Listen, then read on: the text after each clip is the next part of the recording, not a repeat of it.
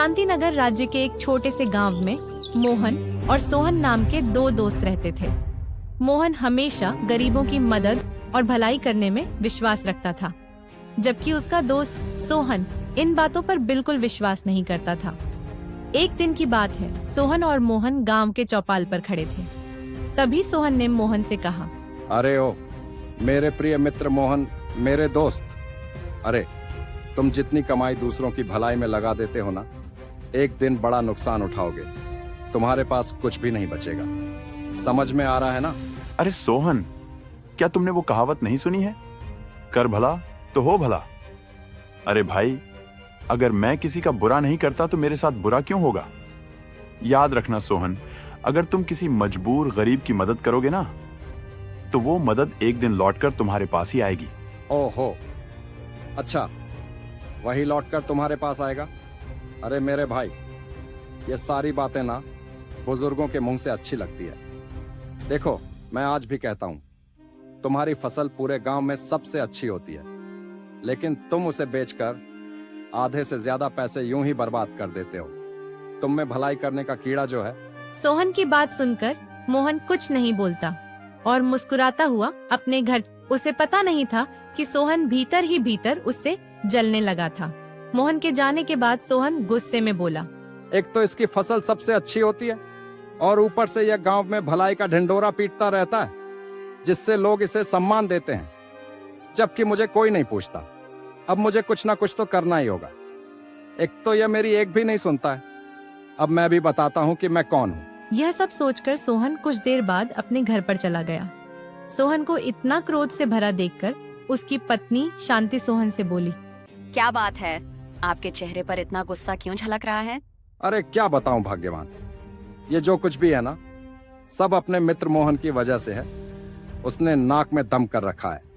अरे शांति, तुम तो जानती हो कि मोहन की फसल गांव में सबसे अच्छी होती है और वो फसल बेचकर आधे से ज्यादा धन दिखावे के लिए लोगों की भलाई में लगा देता है, जिससे गांव के लोग कितना उसका सम्मान करते हैं, और मेरा तो कोई पूछता तक नहीं।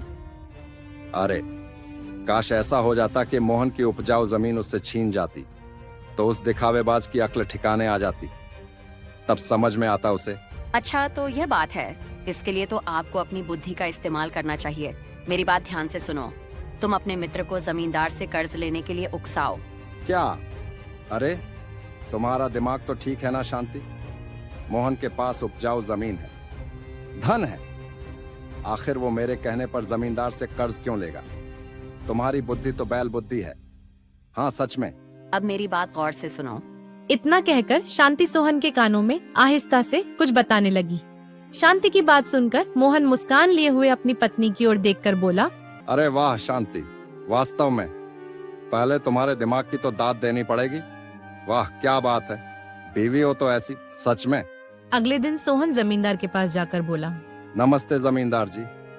जमींदार जी, इस गांव की हर जमीन पर लगभग आपका ही कब्जा है, सिवाय कुछ लोगों को छोड़कर, जैसे कि मेरा मित्र मोहन की जमीन। भाई मैं आपको बता रहा हूं, वो बहुत ही उपजाऊ जमीन है। आप उसकी जमीन पर कब्जा क्यों नहीं कर लेते? अरे सोहन, कब्जा ऐसे ही थोड़ी ना कर लिया जाता है। उसके लिए पहले योजना बनानी पड़ती है।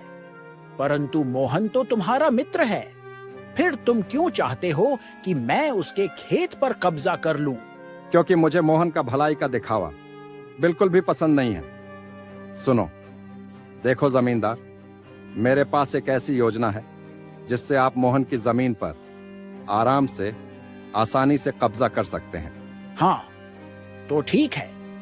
मैं भी मोहन की जमीन पर कब्जा करने के दिन रात जो सपने देखता रहता हूँ, लगता है कि अब जल्द सच होने वाला है। चलो, अब तुम मुझे जल्दी से बताओ कि योजना क्या है। तो सुनो जमींदार, आप अपने किसी बूढ़े नौकर को मोहन के घर पर भेज दीजिए।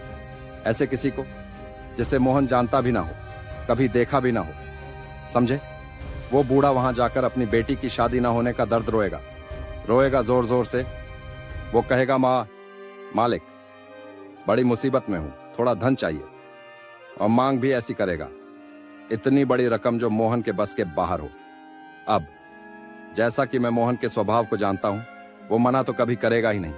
और तभी मैं वहां मौजूद रहूंगा, एकदम सही वक्त पर। मैं कहूंगा, अरे मोहन, तुम तो जमींदार साहब से मदद ले लो ना, वो तो बहुत दयालु हैं। बस एक बार मोहन ने आपसे कर्ज ले लिया तो समझो जाल में फंस गया।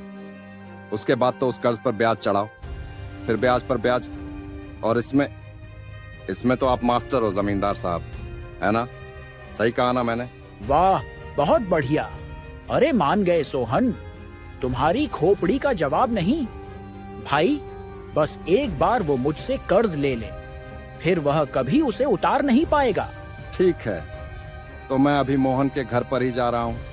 आप बस किसी बूढ़े नौकर को भेज देना, और हाँ, ऐसा बूढ़ा होना चाहिए जिसे मोहन जानता ना हो, ना कभी देखा हो, समझे? ठीक है सोहन, इसकी चिंता तुम मत करो। मैं ऐसे बुजुर्ग आदमी को भेजूंगा जिसे मोहन पहले कभी नहीं देखा हो। कुछ ही देर में सोहन मोहन के घर पर चला गया और उससे बातें करने लगा। कुछ देर बाद एक बूढ़ा व्यक्ति मोहन के घर पर आकर रोते हुए बोला, अरे बेटा, कल मेरी बिटिया का विवाह होना है, मगर आज मेरे घर पर चोरी हो गई। मैंने बिटिया के विवाह के लिए जितने भी गहने बनवाए थे वे सब के सब चोरी हो गए। बेटा, मैं महाराज के पास भी मदद मांगने गया था, परंतु महाराज कहाँ? हम जैसे छोटे तुच्छ लोगों की मदद करते हैं, कोई मदद नहीं की। अब केवल एक ही रास्ता है, या तो तुम मेरी सहायता करो या तो फिर मैं जाकर आत्महत्या कर लूं। मेरे बस का नहीं हो रहा कि अब कुछ और करूं। बेटा, क्या करूं मैं? ये तो बहुत बुरा हुआ आपके साथ बाबा, लेकिन बाबा, विवाह के लिए तो बहुत धन चाहिए ना, और मेरी तो अभी फसल भी नहीं कटी है। इतना सारा धन मैं कैसे लाऊंगा, कहां से लाऊंगा? अरे तो चिंता क्यों करते हो मोहन? जमींदार मेरा बहुत अच्छा दोस्त है।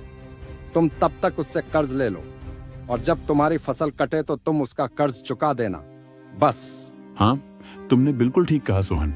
चलो अभी जमींदार जी के पास चलते हैं। बाबा, आप यहीं रुको, मैं थोड़ी देर में वापस आता हूँ। मोहन सोहन के साथ जमींदार की हवेली चला गया और जमींदार को सारी बात बता देता है।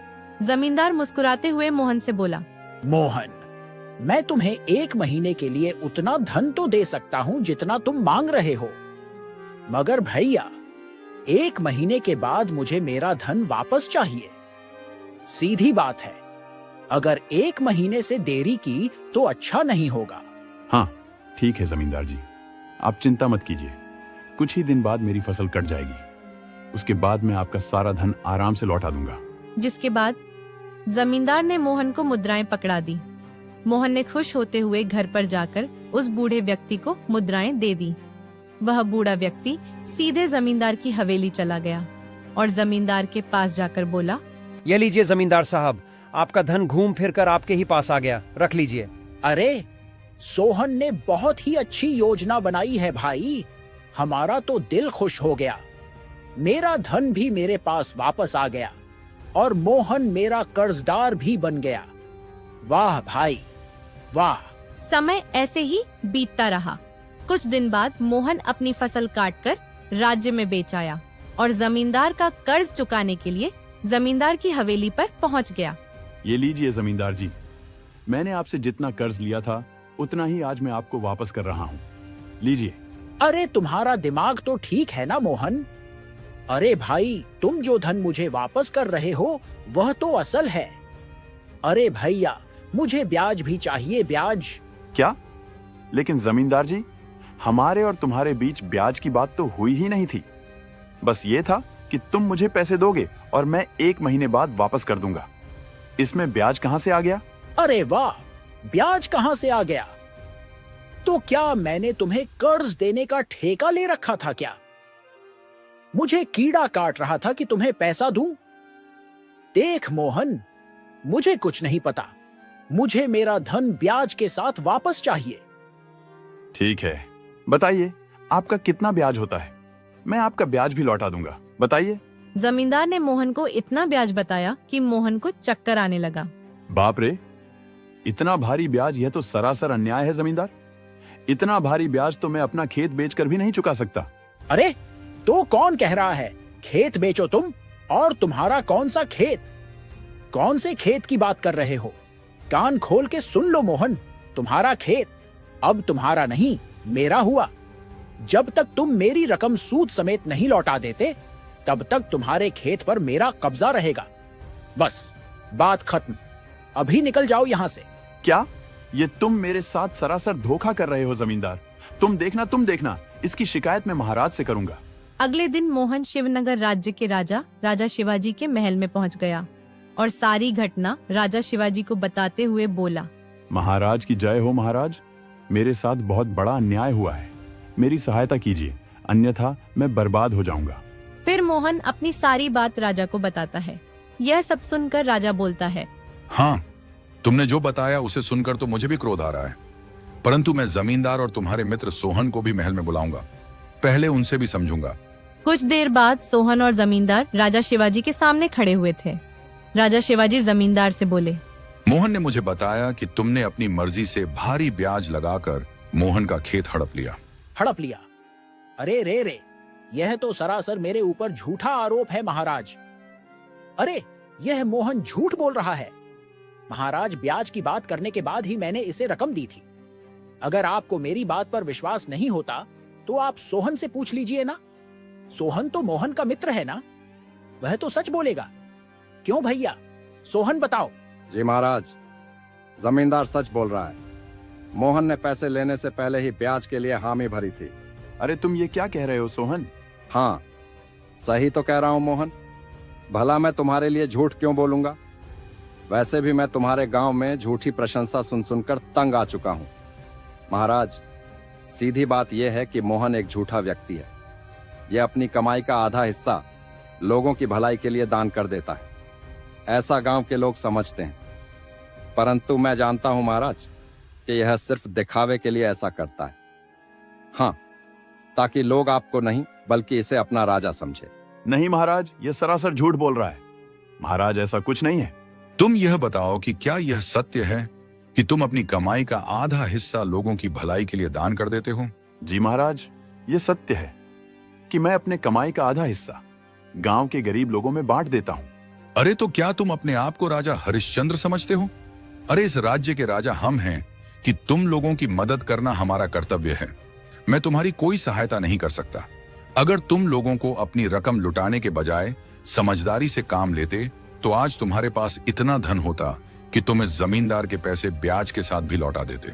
महाराज, मैं जानता हूं कि मोहन के पास अब कुछ नहीं बचा। मोहन मेरे गांव का है, इसीलिए इसके बुरे काम को देखते हुए फिर भी मुझे इसके ऊपर तरस आ रहा है। आखिर है तो बेचारा अपने गांव का ही ना। एक काम हो सकता है, मेरी एक जमीन पड़ी हुई है, अगर आप चाहे तो। अरे तुम कहना क्या चाहते हो? साफ साफ बताओ, मैं कुछ समझ नहीं पा रहा हूं कि तुम कहना क्या चाहते हो। महाराज, मैं यह कहना चाहता हूं कि मैं जानता हूं कि मोहन अब कभी भी मेरी रकम तो ब्याज सहित लौटा नहीं सकता। यह तो आप देख ही चुके हैं। अब यह है कि मैं चाहता हूं कि आप स्वयं यह ऐलान कर दें कि आज से मोहन का खेत मेरा हुआ। इसके बदले में मैं एक जमीन का छोटा टुकड़ा मोहन को देने के लिए तैयार हूं, जिससे वह खेती करके अपना जीवन यापन कर सके। इतना तो मैं कर ही सकता हूं महाराज। क्या रे, कहीं तुम उस छोटे से खेत के टुकड़े की बात तो नहीं कर रहे हो जो कि बंजर पड़ा हुआ है? हाँ महाराज, आपने बिल्कुल सही पहचाना। वही खेत मैं इसको देना चाहता हूं। अब भला इससे ज्यादा मैं क्या करूं? खेत तो खेत है महाराज। बस ठीक है, आज से मोहन का खेत जमींदार का हुआ और जमींदार जो खेत का टुकड़ा मोहन को दे रहा है वह मोहन का हुआ। बस अब तुम सब यहाँ से जा सकते हो, जाओ। मोहन मुंह लटकाकर अपने घर पर आ गया। उसकी आंखों से आंसू बहने लगे। मोहन की आंखों में आंसू देखकर उसकी पत्नी कामिनी मोहन से बोली, आखिर आपको लोगों की भलाई करके क्या मिला? आप तो सड़क पर आ गए। नहीं कामिनी, नहीं, मुझे अब भी उसी कहावत पर विश्वास है, कर भला तो हो भला। वो सब तो ठीक है, पर हमारा उपजाऊ खेत हमसे छीन गया। उस जमींदार ने हमसे छल करके अपना बंजर जमीन का टुकड़ा हमें दे दिया। क्या आप उस पर खेती कर पाएंगे? मुझे जमींदार से कोई शिकायत नहीं है कामिनी। अरे वो तो नियत का मारा है ही। मुझे तो असली दुख इस बात का है, शिकायत इस बात की है कि मैं अपने ही मित्र को नहीं समझ पाया। जिसे मैं दोस्त समझता रहा वही मेरा सबसे बड़ा दुश्मन निकला। अगले दिन मोहन जमींदार के दिए हुए बंजर खेत पर पहुंच गया। तभी मोहन ने देखा कि बंजर जमीन के सामने घनी झाड़ियों में 2 सैनिक छुप के बैठे हुए थे। मोहन दबे पांव उनके करीब चला गया और एक पेड़ के पीछे छुपकर उनकी बातें सुनने लगा। वह दोनों सैनिक एक दूसरे से बातें कर रहे थे। क्यों, तुमने योजना ठीक से तो बना ली है ना? कहीं ऐसा ना हो कि हम राजा के महल में पकड़े जाएं। अरे भाई, चिंता ना करो, राजा शिवाजी का महामंत्री हमसे मिला हुआ है। रात में हमें महल का मुख्य दरवाजा खुला मिलेगा। आज रात हम दोनों राजा शिवाजी की हत्या करके वापस आ जाएंगे। बस हो गया हमारा काम, चलो। इतना बोलकर वह दोनों सैनिक वहां से चले गए। उनके जाते ही मोहन अपने आप से बोला, अरे महाराज की जान तो खतरे में है, मुझे कुछ करना होगा। इतना बोलकर मोहन दौड़ता हुआ राजमहल की ओर चला गया। राजमहल के बाहर उसकी नजर राजा शिवाजी के पुत्र राजकुमार वीर पर पड़ी। मोहन दौड़ता हुआ राजकुमार वीर के पास पहुंचकर सारी घटना बताने लगा। क्या तुम सच कह रहे हो? हाँ, मैंने अपने कानों से उन दोनों की बात सुनी थी। वो दोनों महाराज को मारने की योजना बना रहे थे। ठीक है, तो फिर चलो मेरे साथ राजमहल। ये सूचना तुम स्वयं महाराज को सुनाना। नहीं नहीं, बिल्कुल नहीं। राजकुमार, आप स्वयं इस बात की सूचना अपने पिताजी को दे दो। अरे कैसे इंसान हो तुम, क्या तुम्हें इनाम नहीं चाहिए? मोहन राजकुमार की बात का कोई जवाब दिए बगैर वहां से सीधे बंजर खेत में आ गया और वहां पर कड़ी धूप में हल चलाने का प्रयास करने लगा। तभी मोहन को ऐसा लगा जैसे कि धरती के अंदर कोई भारी वस्तु घड़ी हुई है। मोहन तुरंत फावड़ा से धरती को खोदने लगा। कुछ ही देर में मोहन ने देखा कि जमीन के अंदर एक बहुत पुराना बड़ा संदूक दबा हुआ था। मोहन ने जैसे ही उस संदूक को खोला तो उसकी आंखें आश्चर्य से फट गईं। उस संदूक में सोने, हीरे, मोती जगमगा रहे थे। मोहन बड़े से बक्से को लेकर अपने घर ले आया और सारी घटना अपनी पत्नी को बताने लगा। ये देखो कामिनी, मुझे खेतों में हल चलाते समय सोने चांदी से भरा बक्सा मिला है। आप बिल्कुल सही कहते थे। कर भला तो हो भला। आपकी जो जमीन जमींदार ने हड़प ली है, अब तो आप उस जैसे सैकड़ों जमीन खरीद सकते हैं। मगर मोहन नहीं जानता था कि उन दोनों की बातें बाहर सोहन भी सुन रहा था। सोहन ने झांक कर देखा तो उसकी आंखें आश्चर्य से फटी की फटी रह गई। बाप रे, अरे यह तो फिर से बहुत ज्यादा धनवान हो गया।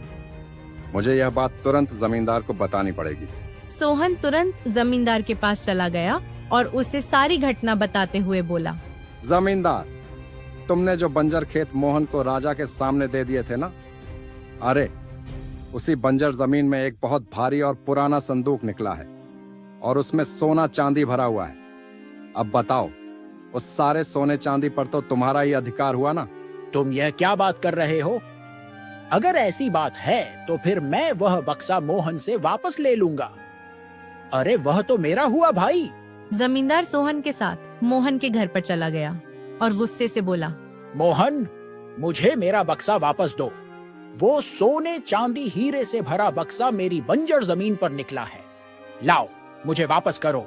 बकवास बंद करो जमींदार। तुमने वह जमीन महाराज के सामने स्वयं मेरे नाम कर दी थी। अब उस जमीन पर तुम्हारा कोई अधिकार नहीं रहा। उस जमीन से चाहे सोना निकले या मिट्टी, उस पर मेरा अधिकार है। सीधी सी बात है। इसके बाद जमींदार और सोहन दौड़ते हुए राजमहल पहुंच गए। जमींदार राजा शिवाजी से बोला, महाराज की जय हो।